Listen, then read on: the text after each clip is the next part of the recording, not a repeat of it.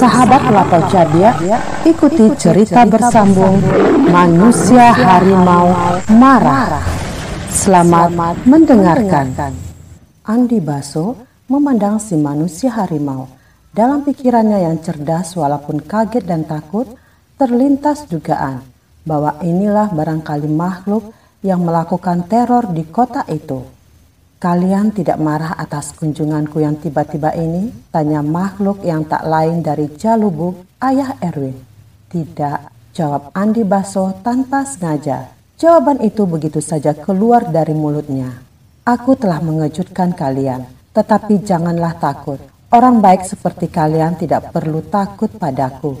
Aku perkenalkan diriku. Namaku Jalubuk, asalku Mandailing." "Bapak mau makan atau minum?" tanya istri Andi Baso. "Tidak usah, terima kasih." "Mengapa? Bukankah Bapak datang dari jauh?" "Ya, itu benar. Tetapi seperti kalian lihat, aku ini makhluk yang menjijikkan. Bukan kemauanku begini. Kadang-kadang manusia harus tunduk pada nasib suratan badan. Bagiku, beginilah nasib. Aku tak pantas makan atau minum bersama kalian." Suara Jalubuk tenang dan jelas membuat Andi Baso dan istrinya jadi terharu. Rasa takut pun menjadi hilang. "Makanlah bersama kami." "Jangan, nanti piring bekasku kalian buang." Suara Jalubuk menimbulkan rasa sedih dan kasihan. Suami istri Andi Baso untuk pertama kali menyaksikan adanya makhluk seperti itu yang wujudnya menakutkan, tetapi kiranya rendah hati dan hidup dalam derita. "Jangan berpikir begitu, Pak. Kami akan senang sekali kalau Bapak mau turut makan dengan kami, dan kami sama sekali tidak akan membuang piring yang Bapak pakai. Sebaliknya, kami akan menyimpan baik-baik sebagai barang kenangan karena kami telah bertemu dengan Bapak," kata Andi Baso. "Ya, kami akan menyimpannya baik-baik menjadi barang kebanggaan. Marilah kita makan," tambah Nyonya Andi Baso. "Terima kasih. Kalian orang berpangkat yang baik. Aku tahu sedikit-sedikit tentang dirimu, Andi Baso," ujar Jalubuk, membuat perwira polisi itu kaget sekali. Bagaimana makhluk ini mengetahui namanya? "Kau pejabat yang jujur dan mencintai rakyat. Duduklah di kursi, Pak," kata Andi Baso, mempersilahkan manusia harimau yang sejak tadi duduk saja di lantai. "Jangan, tubuhku ini berat dan aku tak usah makan. Minum mau." "Bapak suka minum apa?" tanya Nyonya Andi Baso itu. "Kalau tidak menyusahkan, kopi panas saja, jangan pakai susu." "Aku dulu biasa minum kopi hitam, tidak disaring," ujar Jalubuk. Nyonya Andi Baso membuatkan kopi keinginan manusia harimau itu, tidak disaring. "Silahkan, Pak," kata perempuan yang amat ramah dan baik hati itu. Rasa takutnya telah berubah menjadi suatu rasa bangga karena dapat berkenalan dengan makhluk aneh yang rupanya saja menyeramkan, tetapi hatinya sama baik dengan dia. "Sebentar lagi, masih panas tentu," ujar Jalubuk. Betapa samanya makhluk ini dengan manusia biasa, tidak gegabah dengan minuman yang diketahuinya masih terlalu panas untuk diteguk. Jalubuk memberitahu kepada Andi Baso agar pembunuh Daeng Guru dan Baharsan tidak usah dicari. Tidak akan dapat, katanya. Ia tahu bahwa diam-diam petugas polisi itu menduga dirinya sebagai pembunuh dan masalahnya sudah selesai sampai di situ saja. "Oh, bukan aku yang membunuh, Andi Baso. Jangan salah paham dan jangan sembarang sangka," kata Jalubuk, menyebabkan muka perwira itu jadi merah padam karena malu. Makhluk ini dapat membaca isi hatinya. Benar-benar ia aneh, bahkan sakti mungkin. "Mau Bapak menolong saya?" tanya Andi Baso. "Tentu saja. Orang sebaik engkau patut ditolong. Kau tak keberatan kusebut engkau. Biasanya kau dipanggil Bapak. Aku tak pantas menyebutmu Bapak, bukan? Umurku ketika meninggal sudah 90 tahun lebih." "Oh, tidak apa-apa. Saya malah senang dengan cara begini," ujar Andi Baso. Tidak kaku. Maukah Bapak memberitahuku siapa yang membunuh Dukun Daeng dan Baharsan? Anakku, jawab Jalubuk singkat. Andi Baso dan istrinya jadi tambah heran. Anaknya, tanya mereka dalam hati. Jadi makhluk aneh ini punya anak pula. Apakah barangkali juga punya istri yang macam dia sendiri, hanya berlainan jenis? Boleh ku minum kopiku? Tanya Jalubuk mengalihkan pembicaraan. Tentu, silahkan Pak, ujar Nyonya Perwira itu. Anak Bapak? Tanya Andi Baso agak lama kemudian. Ya, anakku.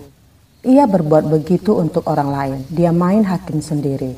Perbuatannya itu salah, tetapi dia hanya melihat cara itu untuk membalas sakit hati sahabatnya. Maafkan dia. Dia dan aku sama saja. Orang-orang kampung yang berpikir dan berbuat secara amat sederhana. Tidak pandai berbelat-belit dalam omongan. Tidak mengenal lain kata, lain perbuatan. Mayor polisi itu merasa terpukul, walaupun ia sendiri tidak merasa turut berbuat. Lain kata dan lain perbuatan memang banyak tersua dalam masyarakat. Di mana anak Bapak sekarang? Tanya Andi Baso. Mengapa? Kau hendak menangkapnya? Tanya Jalubuk. Andi Baso diam. Mau dibilang tidak, menyalahi kewajibannya sebagai penegak keamanan. Mau dibilang ya, juga tidak tepat. Aku anjurkan padamu Andi Baso yang baik, tak usah cari dia dan jangan pikir untuk menangkap dirinya. Perbuatannya salah dan orang yang salah sewajarnya harus berani menerima resiko perbuatannya. Tapi ia tidak akan sudi ditangkap. Sama halnya dengan aku. Aku tidak akan biarkan anakku ditangkap. Ia berbuat begitu supaya dukun dan laki-laki yang telah menganiaya dan membunuh itu jangan sampai luput begitu saja dari hukuman. Kau tahu bahwa ada banyak orang bersalah yang bisa lolos dari hukuman. Dituntut saja pun tidak, kata Jalubuk. Manusia harimau ini banyak mengetahui keadaan. Bapak orang pintar, kata Andi Baso memuji. Bukan, aku hanya orang yang telah mati dan sewaktu-waktu bangkit dari kuburanku. Sudah kukatakan tadi, sudah begini nasib yang ditentukan bagiku. Bapak orang baik, ujar Nyonya Andi Baso. Juga tidak, aku pun pernah melakukan pembunuhan beberapa kali, tetapi semua karena aku dipaksa atau terpaksa berbuat demikian. Jalubuk lalu menceritakan apa hubungan Dukun dan Baharsan yang mati dibunuh anaknya dan apa pula kaitannya dengan Farida yang sakit gila lalu meninggal. Berdiri bulu roma istri Andi Baso. Begitu pula perwira itu sendiri. Mereka mengetahui tentang adanya ilmu itu. Kopi buatan istrimu ini enak sekali Andi Baso, kata Jalubuk. Lalu ia memandang perempuan yang berwajah lembut dan ramah itu dengan pandangan menyatakan senang dan terima kasih. Setelah menyampaikan keterangannya, Jalubuk mohon diri dan sebagaimana ia tadi mendadak hadir di sana, maka kini ia lenyap secara itu pula. Hilang entah kemana. Beberapa saat lamanya suami istri itu tidak dapat berkata apapun, seolah-olah terbisu oleh kenyataan yang baru saja berlalu. Malam ini merupakan malam ajaib yang bahagia, kata Andi Baso. Suatu misteri yang tak terpecahkan telah dibikin terang oleh yang bersangkutan. Bapak itu begitu sayang pada anaknya. Suatu bukti lagi dari kasih orang tua yang tak pernah padam terhadap anaknya. Walaupun ia sebenarnya telah meninggal dunia, kata Nyonya Andi Baso. Kalau terjadi sesuatu atas anaknya, tentu ia akan datang membela dan menuntut balas. Tentu, sedangkan dendam sahabatnya ia balas. Aneh, di dunia ini ada kehidupan yang begitu.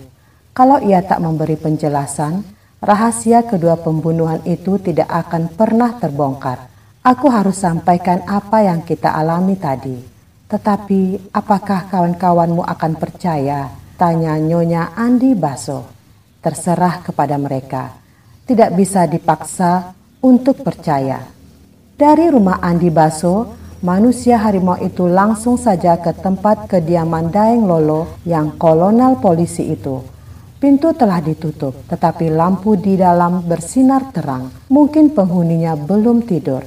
Sebagaimana Erwin dulu ke rumah Dukun Daeng dengan mengetuk pintu, Maka Jalubuk juga mengucapkan Assalamualaikum.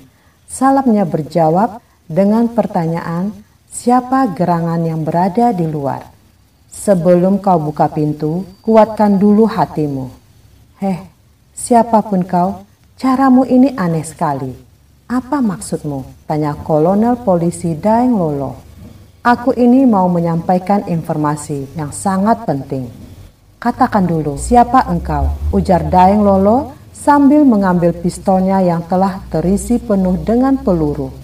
Aku ini ayah dari pembunuh dukun Daeng Guruh dan Baharsan. Kau ingin tahu siapa pembunuh mereka, bukan? Suara Jalubuk mantap. Tiada ragu-ragu sedikit pun. Mengapa kau minta agar aku menguatkan hati? Supaya kau jangan terkejut melihat aku. Kau ini tambah aneh. Mengapa pula aku mesti terkejut berhadapan dengan manusia yang mau memberi keterangan membantu tugasku? Karena aku ini manusia yang lain daripada manusia yang kau kenal. Tersirap darah Daeng Lolo. Kini ia ingat bahwa kedua pembunuhan itu dilakukan oleh makhluk aneh yang tidak dikenal apa jenisnya. Hanya kukunya bagaikan kuku beruang atau harimau, dan telapak yang ditinggalkan sama dengan telapak kaki harimau. Mengapa kau mau mengkhianati anakmu yang pembunuh itu? Kau tidak mengerti. Ini bukan soal pengkhianatan. Ini hanya suatu pengakuan untuk membantu kalian agar jangan bersusah payah sia-sia. Bahkan mungkin ada yang gugur nanti kalau salah tindak. Mengapa kau sebaik itu? Jenis kami sebenarnya memang baik-baik semua, kecuali kalau kami disakiti. Kau tidak pernah menyakiti kami, maka aku ingin berbuat baik padamu, jawab Jalubuk. Dalam hati Daeng Lolo merasa heran, mengapa pendatang ini hanya menyebut dia dengan engkau. Ia ingin tahu bagaimana rupa orang ini yang mengatakan dirinya lain dari manusia lainnya. Baiklah, kubukakan pintu, nanti sebentar. Tak lama kemudian pintu terbuka dan makhluk yang lebih banyak harimau daripada manusia itu terus masuk. Dan walaupun ia sudah memberi ingat, tetapi terkejut dan takutnya tuan rumah bukan alang kepalang. Mengapa kau mengambil pistol tadi? Kau mau menangkap atau menembak aku? Daeng Lolo tidak menjawab, karena seperti Andi Baso, dia pun terbisu oleh apa yang dilihatnya. Sudah kuperingatkan kau tadi, coba kulihat pistolmu itu, kata Jalubuk.